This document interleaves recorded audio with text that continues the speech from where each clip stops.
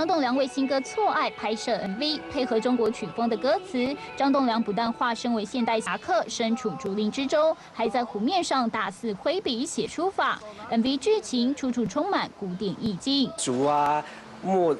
毛笔啊，因为这首歌是第一次尝试中国风，那它没有这么中国风了，它是乐器中国风，但是它的音乐本质是比较 R&B 的。那刚好 R&B 跟中国风都是我第一次尝试的东西，感觉就是比较意识形态的，所以也算是我的另外一种表演方式，包括这样子，有没有这样子的东西？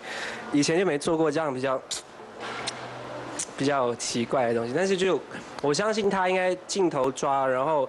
再加上有一些特写啊什么，应该是蛮帅的啦。拍摄 MV 当天正值寒流来袭，尽管拍摄时张栋梁看来相当陶醉于剧情当中，但事实上双脚却因为长时间泡在已经变冷的冰水里，不但让他冷到直打颤，双脚甚至开始发麻，感到疼痛，看得一旁的工作人员相当心疼。大家一堆的就是很紧张啊，怕我病了，因为之后还有很多工作嘛，怕我做不了，然后就哇，大家就会说拿热毛巾，然后干嘛，然后搓脚之类，然后我的超级无敌经纪人啊，妙的嘞，他拿了一杯热水就往那个毛巾那边淋了就立刻往我脚上搓，然后我就惨叫一声，你刚好拍到吗？有对不对？那个惨叫就是因为那个热水，因为那个水是他的，所以我刚刚是经历了冰火二重天。冰火二重。哇，要连线了！刚才还在画面中的人，现在也是在画面中啊。我们现在就要连线正在台北的张栋梁。张栋梁你好。Hello， 律师你好。Hello， 大家好，我是栋梁。哎，据说你可以熟练的用广东话、国语、英语、马来语跟闽南语，不妨用这5种语言都打一下招呼吧。好，Hello， 大家好啊，我係張棟梁。Hello everyone，I'm Nicholas。英語剛剛說了廣東話、英語對。Hello， 阿巴卡巴，馬來文。馬來文阿巴卡巴。對，阿巴卡巴。闽南話。大家好。哎，很標準。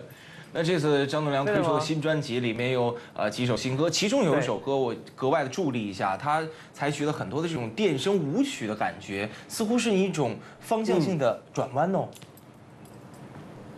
这一次是新歌加精选，然后有3首的新歌，那其中1首就是电子复古舞曲。那其实会想要做这样的尝试，是因为有演唱会。然后又是发精选，所以希望可以给大家看到跟听到更不一样的张栋梁。那这一次拍 MV 的时候也加入了这个电臀舞男的环节，对不对？跳舞蹈很难吧？没，因为就是配合歌曲嘛，然后就是要去学跳舞，然后这一次老师是帮我设计了一个极光外套舞，然后就配合很多跟外套的动作，然后。过程还蛮辛苦的，但是学会之后，其实觉得还蛮好玩的。然后现场表演的时候，可以很容易带动气氛。据说你的老师队伍之中还出现了罗志祥，是在你大马演唱会之前，对吗？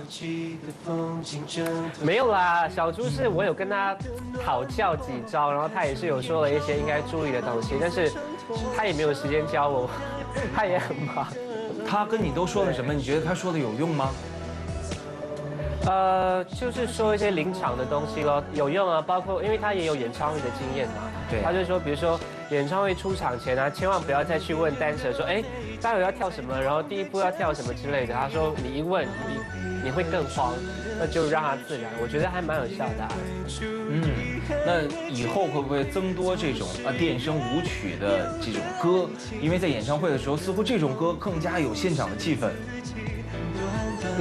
其实会吧，我觉得，因为其实这一张精选叫 From Now On， 那就是说从现在开始，那其实张栋梁还有很多的可能性啊，然后还有很多的可塑性。